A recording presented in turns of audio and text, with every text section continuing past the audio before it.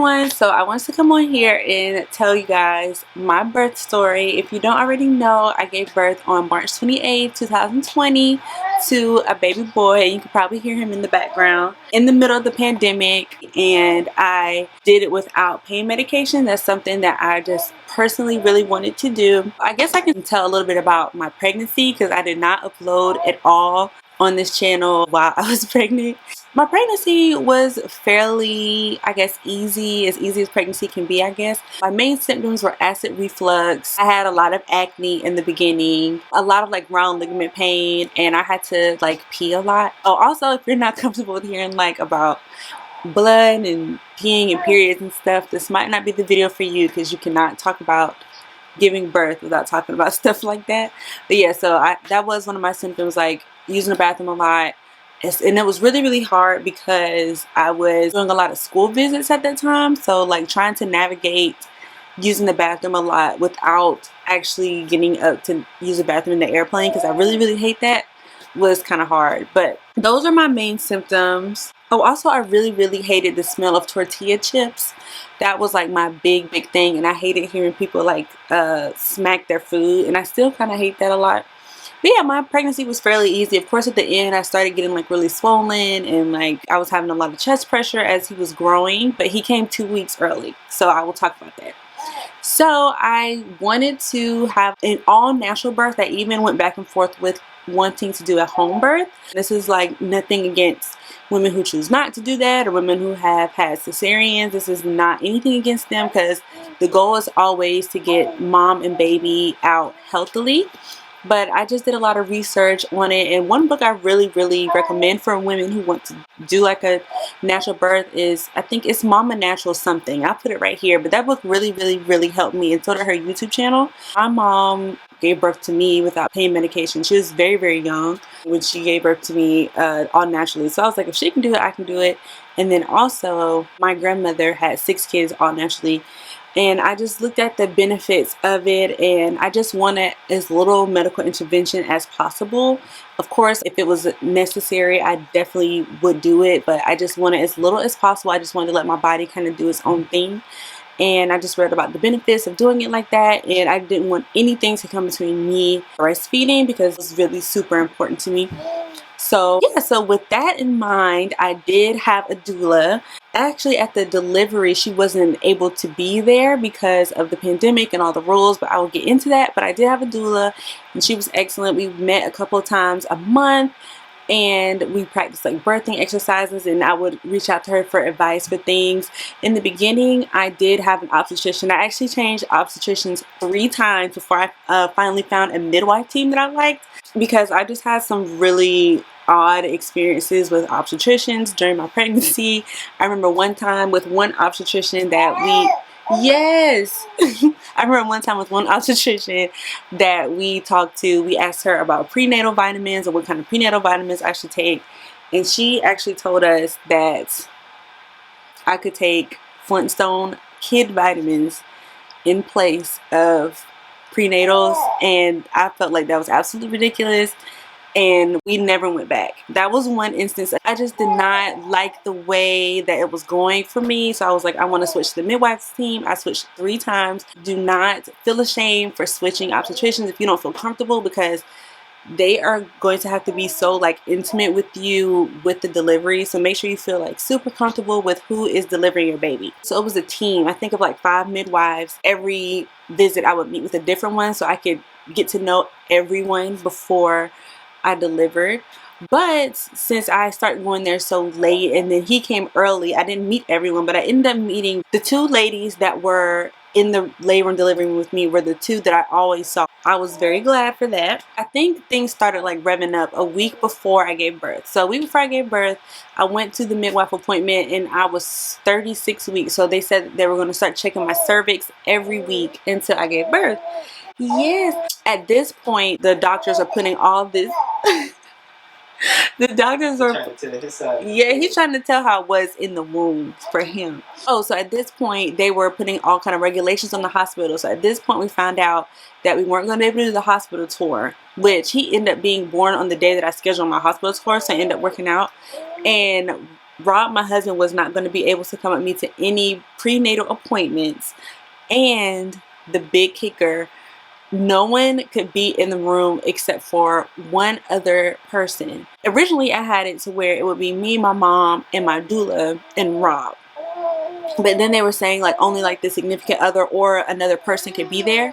So my mom or my doula could be there, and it was just like a completely like shocking thing, because obviously you want your mom there for the birth of your first child, and obviously you want your doula there because we have been working up to this point and she was gonna help me and all this kind of stuff. So it was so crazy. And then at this point in time, they were talking about women having to give birth alone in New York.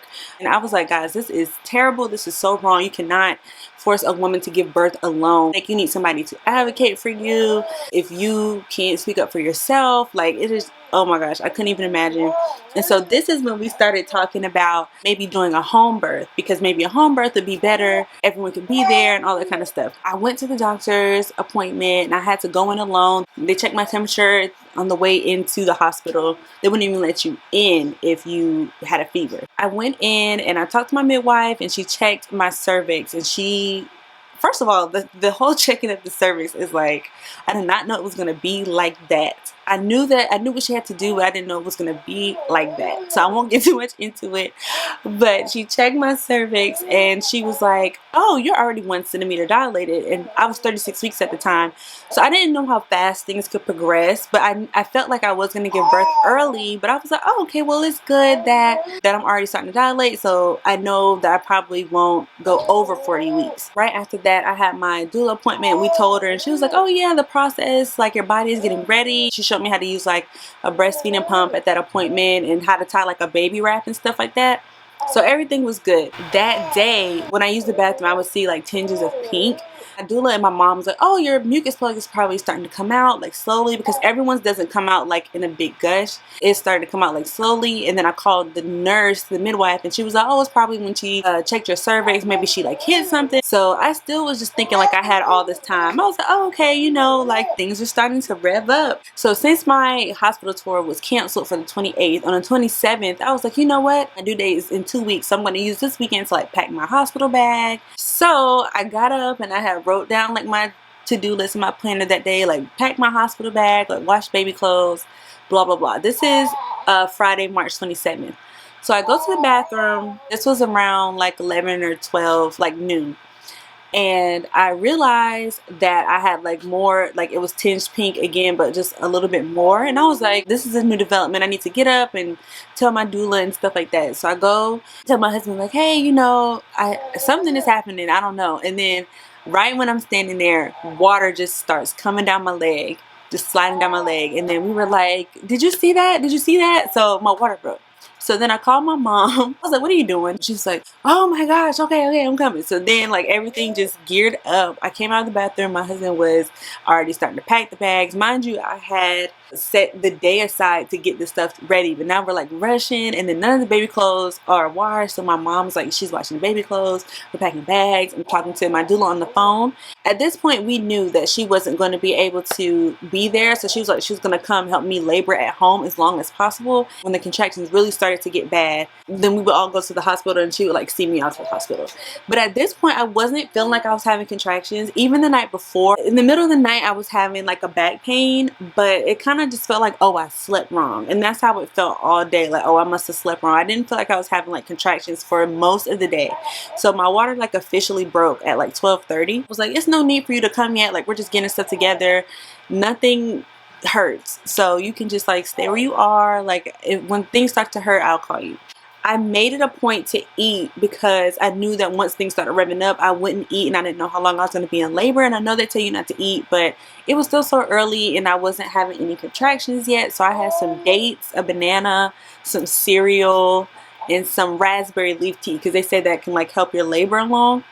And I had a whole box, but I only got a chance to drink one bag. And so then it started to feel like, as the day progressed, it started to feel like I was having like kind of period cramps, and my period cramps normally are very, very terrible. So at this point they were starting to feel a little bit like period cramps, but I'm used to that. I've been having my period since I was 12, so it just felt like, oh, I'm on my period type of thing. So I was just on the exercise ball and kind of like starting to time the contractions. So I called my midwife again and I was like, when should I come to the hospital, because it's getting late? And she was like, your water broke, so definitely come today, but you can like kind of take your time. And so throughout this time, we were packing everything up, washing the baby clothes, and I ended up not even leaving for the hospital until like 7:30 that night. So what happened was my doula never actually came because my contractions never got bad to the point where it was like I needed her there. I was just updating her on the phone, but it was getting late. The midwife was like, you have to come today because your water broke, so your labor is starting. At that point, I'm just like, well, I'm not having any contractions yet, so we're just gonna go and then we're gonna talk to my doula over the phone. So we got to the hospital at around 8 p.m. and the ride there is where my contractions started to hurt. But when we got to the hospital, I remember it was exactly 8:18. We had to wear our masks. They had to check me and Rob's temperature. You know, this is it. When we come back out, we're gonna have a baby.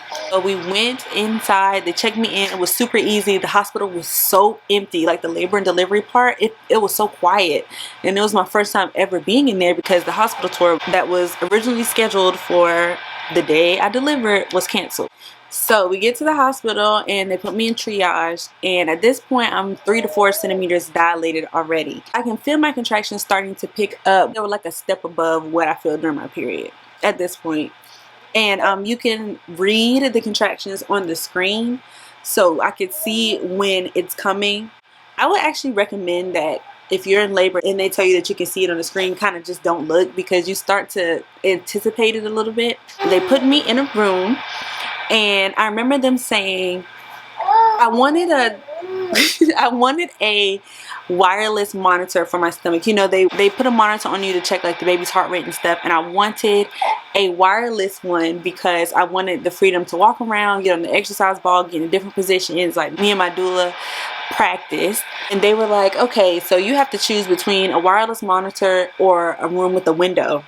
And I was like, I'm not doing that, because if you guys know me, I love like brightness and sunlight and stuff like that. And then if I was going to be laboring into the daytime, I needed natural light. And so I was like, is there any other option? And they were like, yeah, a room is going to be free in like an hour or so. We're going to hook you up to this monitor and then we can change rooms. So in the middle of that, they got me IV ready. Now granted, I was like, oh, I don't need an IV because I'm not getting pain medication. And they were like, no, but we have to hook you up just in case like things progress in a weird way and very quickly. We need you to already be hooked up. And so I was like, fine, makes sense. So they tried to get me in my arm. And this is why you need people to advocate for you in the delivery rooms. I don't like needles, so I'm not going to look. So my husband was like, oh, I have to look. So he looked, and I realized she's putting the needle in my arm, and I'm like, this hurts a lot for a needle. Like, I feel like she's been doing this for a long time. And then my husband said something like, just stop, it's not working, or something he said. And I looked down, and I have the beginnings of a big old bruise on my arm. He was like, oh, you're gonna have a nasty bruise to remember me by. Okay, and it did get really nasty, and I had it for a long time. I might even put a picture in here. But basically, she couldn't get the IV in my arm, and she was like, I guess, moving it around and stuff like that. So it gave me like a really big bruise on my arm. And then she ended up having to put it in my hand, which was so uncomfortable, the most uncomfortable feeling ever, until I got distracted and was more concerned with the contractions. But before my contractions revved up, it was really, because it was heavy, and so it just felt like something was just pulling at my vein. It was so uncomfortable, but I was like, whatever. And I even asked them to like change it a couple of times, and they were like, oh, you know, we can change the bandages, but we don't want to go back in and like change the IV or whatever like that. But I didn't even know that she was going that hard trying to put it in until my husband said something. So always get at least one person to advocate for you in the labor and delivery room, because little things like that you just kind of miss because you're focus on other things. We were chilling out until it was time to go to the new room. And I liked the position of the new room because it was right across from like where the nurse's station was. Like literally you open the door and it's right there. So if anything went wrong, we could literally just open the door. Like I'm hooked up to the wireless monitor. We can walk around and stuff now. And then my husband was like, something you really like is going to come on the TV in about 10 minutes. So he was like, let's walk around for 10 minutes. And I was like, okay, sounds good. So we're walking around, and obviously me walking around is helping me progress, but it's also starting to rev my contractions up even more. I would say at this time, I was about 5 to 6 centimeters at this time. So I was walking around. Rob had like video of me walking around. You can see like the contractions are actually starting to get more uncomfortable with me walking, which is the point, but it's like you don't want to inflict more pain on yourself. But so it's kind of like hard to keep walking knowing that it's doing what you need it to do, but at the same time it's hurting more. And so we're walking around, I'm like, okay, this is like not feeling that easy anymore. Like things are starting to kick up. We walked around a little bit and I was like, all right, I need a break. And so then we went back into the room, and the thing that was on the TV that he was talking about was Martin. That is my favorite show. And I was like, this is perfect. Like I can just relax. Well, not relax, but I can have my contractions and watch a show that I really like. Rob's giving me like ice water and stuff. And then I'm on the exercise ball. I was about to have another contraction. That one was the one that took me from, oh, this is mildly uncomfortable, to, all right, this is really starting to hurt. It caught me just so off guard, and it lasted for so long that I just threw up. And I'm not someone that throws up a lot. Like I don't have a weak stomach.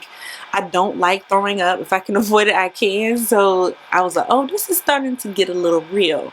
I was having back labor, and that kind of feels more of like a bone grinding type, more so than like a cramp. I don't know. I can't even explain it. To me, it feels like somebody put a bowling ball in your back, and it felt like somebody was like grinding the bones of my back together for like 30 seconds, and then it just released, and I threw up. Also, I'm starting to get tired, so then I started taking more breaks on the bed. Like you could position the bed in different ways. Obviously, it was just hurting a lot. It was getting real. I think at this point, I was maybe like getting to 6 and 7 centimeters, and for those of y'all that don't know, you have to be 10 centimeters dilated in your cervix to push.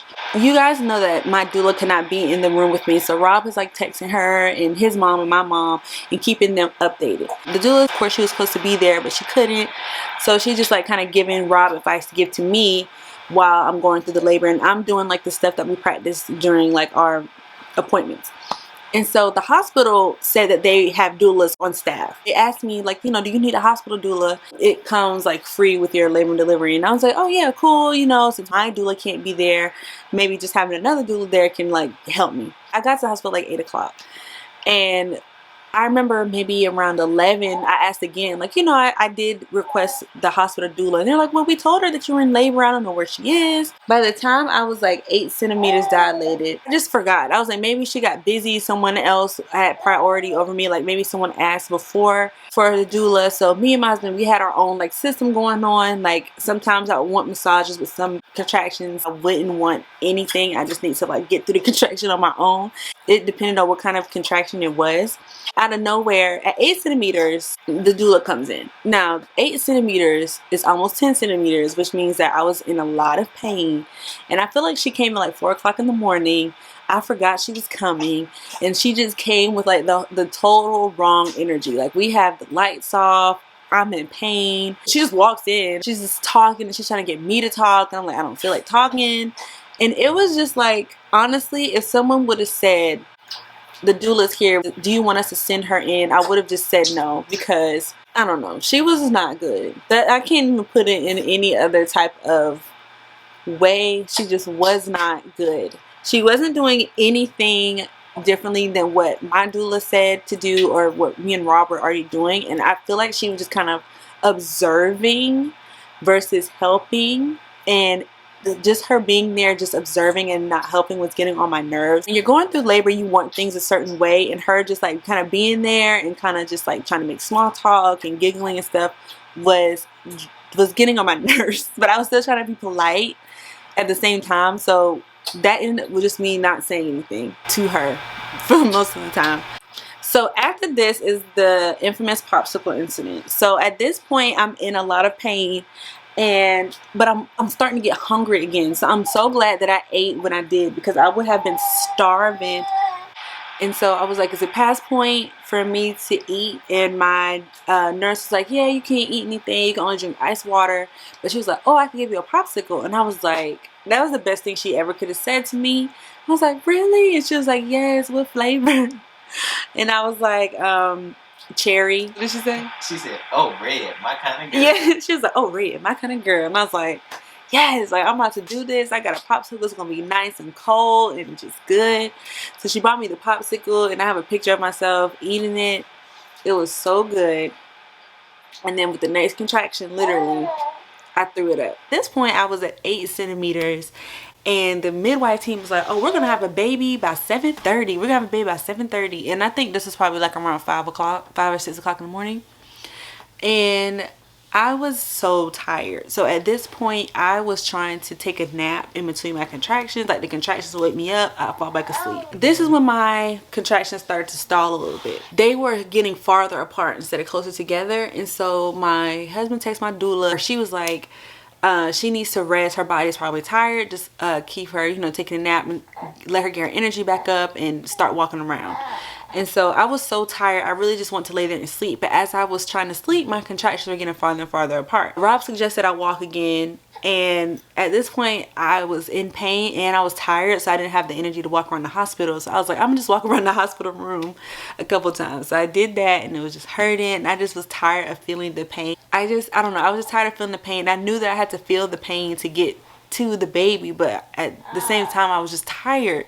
I got on the exercise ball another time, and then I just laid down. My midwife came in. Her shift was almost about to be over, I think, and she was like, you know, I know that you want to do like no medication, but we could give you a little bit of pitocin in your IV just to get that last 2 centimeters out and deliver the baby. And I was like, no, I'm only 2 centimeters away. Like, why would I get pitocin now? This is not what I want. And she was like, okay, you know, I just wanted to put it as an offer on the table. My contractions were steadily getting farther and farther apart. And so it lasted until the midwife switched. It was another midwife that came in, another team, nurses, all that kind of stuff. And at this point, I had dilated to 9 centimeters, and I was in pain. I was tired. It was daylight by this time. Mind you, I went to the hospital at 8 o'clock, and water broke at 12:30ish the day before. And that was like starting to concern the nurses and stuff a little bit. And so the midwife came, and the next midwife, and she was like, you know, your contractions are actually slowing down. And she said the same thing about the pitocin. And at this point, I'm like, kind of getting grumpy because I'm tired, I'm in pain, I'm hungry, and I'm just ready to deliver my baby, and I'm just aggravated. Like, it was just too much going on because the pain level is out of control at this point. Like, I'm 9 centimeters dilated. At this point, I'm like hugging the hospital bed. I'm still not making like a lot of like noise through my contractions. I'm just pretty much like that throughout the whole time. The nurses were like trying to make me feel better, like, oh yeah, we didn't even know she was in labor until we got in here. She's not being loud at all. She's taking like a champ. I'm like, okay, it doesn't even matter because it still hurts just the same. The next midwife was like, you know, she said the same thing about the pitocin, and I'm like, no, I don't want pitocin. So they were like, well, we need to do something kind of to progress the labor because you've been at 9 centimeters for hours. And at this point, I think I was at 9 centimeters for 4 hours, and it was so frustrating because if you think about a centimeter, and it's like, why do I need to be a full 10? Like, why can't I just push? They were like, you know, this is concerning because you were progressing so well. And I don't know. And I think looking back, I think what it was that I stopped moving once I got tired. Once I got tired, I stayed in the bed because it was hurting. And so if I would have like stayed moving, stayed walking around, stayed on the exercise ball, I think that I probably would have progressed to 10 faster. I tried something called the peanut ball, and you will see on the internet that people are like, oh, the peanut ball is so good, it made my labor so easy, blah blah blah. And that might be their experience, but for me, it was one of the most painful parts of the labor. I don't know what it was, maybe because I was having back labor or something, but it's like a ball that's shaped like a peanut. I'll try to like insert a picture, and you put your legs in the dented part and you lay on your side, and it's supposed to hold your pelvis open and like help the baby get into the birth canal. And it was really painful for me because, you know, when you're having a contraction, you kind of want to curl up in a ball. You don't want to stay like propped open. And I was just like, you know what, anything not to have any medication. So I did it for a little while, and I tried getting on all fours, which I always thought that I would give birth like on all fours, because they say that the gravity helps the baby come down, but that was extremely painful with the contractions. She came and checked me, so I did these 2 hard things, and she came and checked me and she was like, you're 9.5 centimeters. And I literally wanted to cry because I did all this stuff and it's like a half of a centimeter is what's keeping me from pushing. And so she came back, and then this time it was like everyone came in and like stood around my bed pretty much. And the midwife was like, look, it's been almost 5 hours. You are 9.5 centimeters. You've been at 9 centimeters for almost 5 hours. The obstetrician, because you know the midwife and the obstetrician are different. The obstetrician is asking questions, asking if I need to have a cesarean. And at this point it's like 10 or 11 o'clock. Your water broke almost 24 hours ago. So you know, if your water is broken for over 24 hours, it can lead to infection. She was like, I know that you want to do all natural, but it doesn't look like you're progressing at all, and I think you would rather have a little bit of pitocin than to have to do a cesarean. And so like I said, there is nothing against cesarean mamas, like any way to get the baby out, but that is just something I absolutely did not want to do. But I absolutely did not want to do the pitocin either. But at this point I was like, nothing I'm doing is working. Like I don't have the energy anymore to get up and walk around and do the exercise ball and stuff like that. And so I was like, okay, I'll do it. I'll do the pitocin.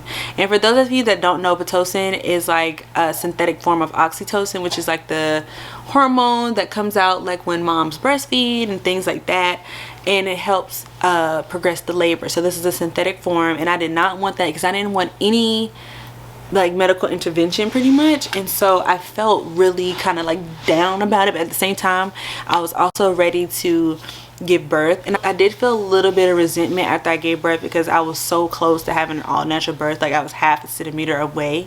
But at the same time I knew that there was the increased chance of infection, and also I didn't want the obstetrician to just bust in there like, all right, we have to do a cesarean. Like I didn't want any of that.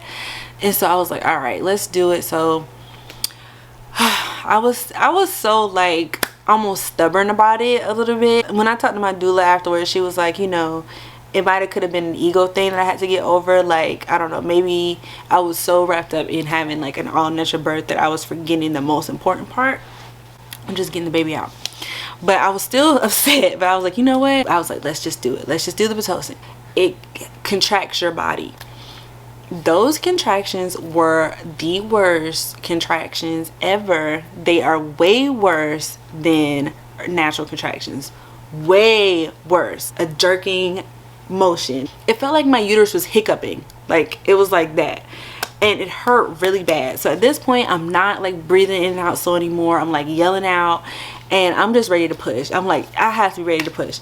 And so the nurses were like, you know, you're not ready yet. We can tell you're not ready. Like, no, I'm ready. Like I can feel it. My body is ready to push. And they're like, no, you're not ready. You're not ready because once the pain becomes unbearable, that's when you'll be ready. And so in my head I'm like, the pain is unbearable, like let's get to pushing. My body, it feels like it's pushing involuntarily anyways. I did that for a while, and I'm just laying there and I'm almost delirious at this point because it's almost been a full 24 hours. I'm trying to pray in my head. I'm like thinking about what's going on. I'm hungry, tired, cranky, in worlds of pain. And so finally I started thinking to myself, should I try to get some pain medication? That's when the point was where I was like, I have to be 10 centimeters now, because now I'm starting to think of pain medication. And there's nothing really that I could get at that point anyway, because I long ago missed the chance to get an epidural even if I wanted one, but I knew I didn't want one. They were like, no, there's not really anything you can get, but we'll check your cervix. My husband tried to put a heating pad on my back. That did absolutely nothing. Like nothing was working. And finally she came and she was like, you're 10 centimeters dilated, it's time to push. And I was like, yes, thank God. Everybody's moving around and getting everything together. I put the mirror in front of me because I wanted to see myself push, and my husband was holding up my legs, and just everybody's just everywhere. Okay, so excuse the light change because it's starting to get dark, but it was time to push. And so they got the mirror ready because I wanted to see myself pushing. And Rob got me my glasses and he was holding up my leg, and the nurses were everywhere and the midwife was running around, and everybody's just getting everything together. But they tell you to not push until the contraction is actually happening. And so the first contraction, I was like, I'm about to have another contraction, I can feel it coming on.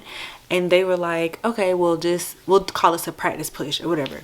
And I was like, practice? I'm ready to have this baby. I pushed so hard, like on the contraction. And it's crazy to push on the contraction because it's like two different types of pain, the contraction and your baby actually coming out. I pushed on the contraction and Rob was like, look, his head is already almost out. And so I looked, and it's like, if this was like the opening, his head was like back here, so you could see his head like starting to peek through.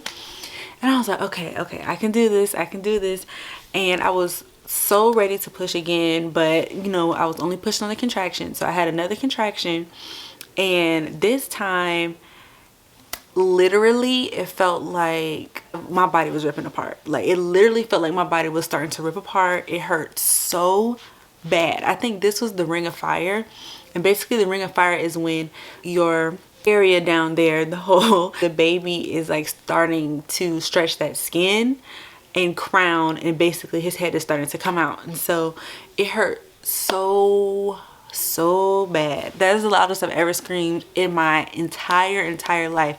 It was like my voice went up to another octave. Like, it was a hoarse scream, it was loud, it was high, like it was long. And I know people outside were like, is she okay? Like, it was so long. But to me, I was telling people, like, it's not that I was screaming so loud because it hurt. It was like I needed that gear up, like that energy. It was almost like a warrior cry. It felt like my body was ripping apart. And the worst part of it was the contraction stopped with his head like right there.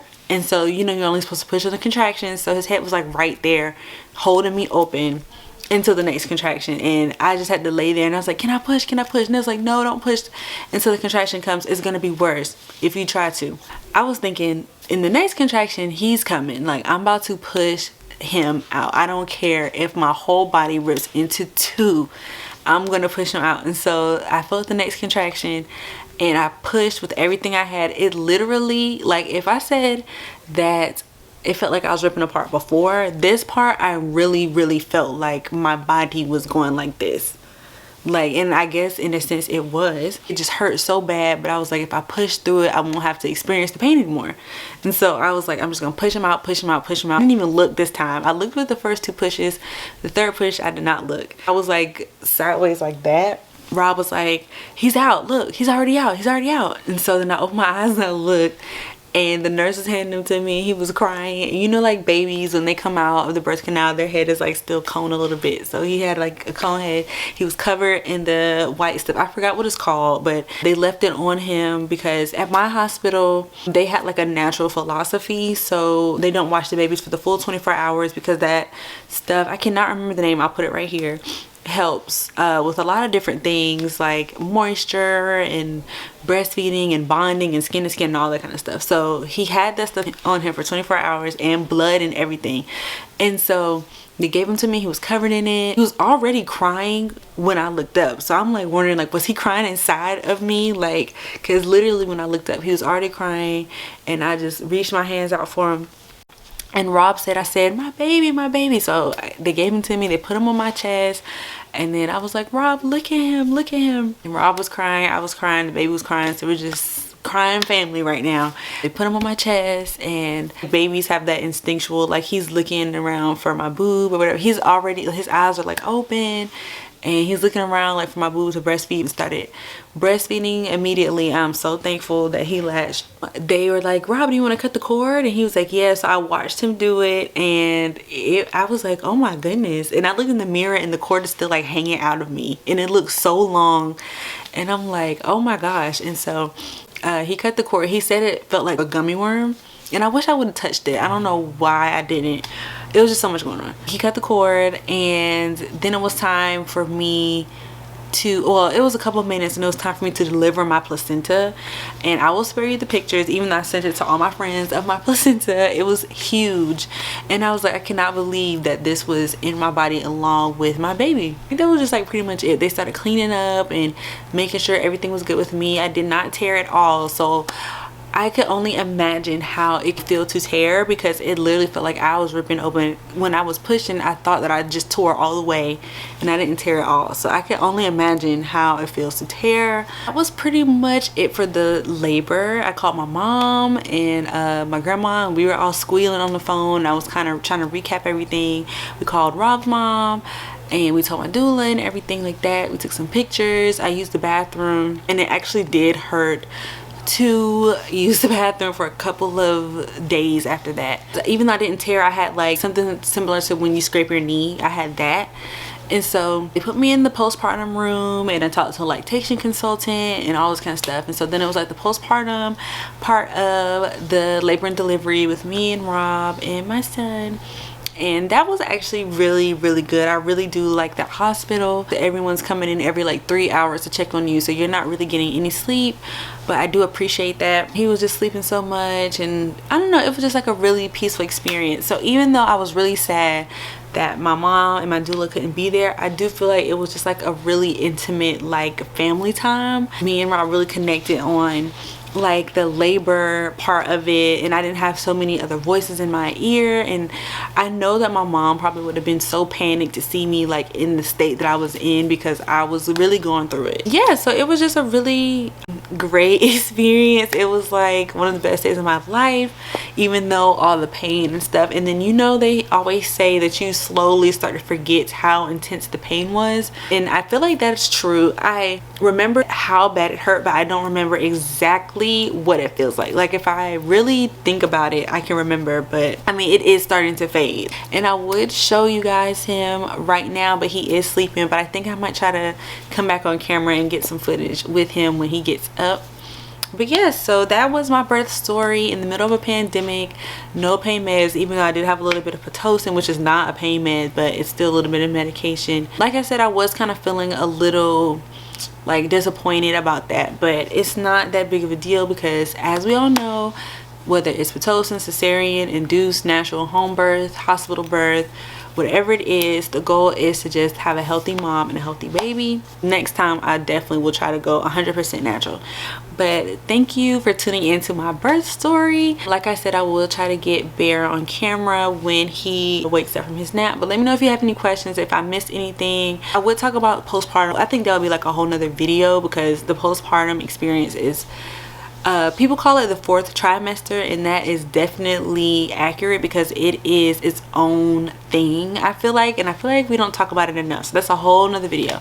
And I want to talk about breastfeeding and stuff, because I feel very strongly about mama's breastfeeding. Even if it's just one time, it's so beneficial to both mom and baby.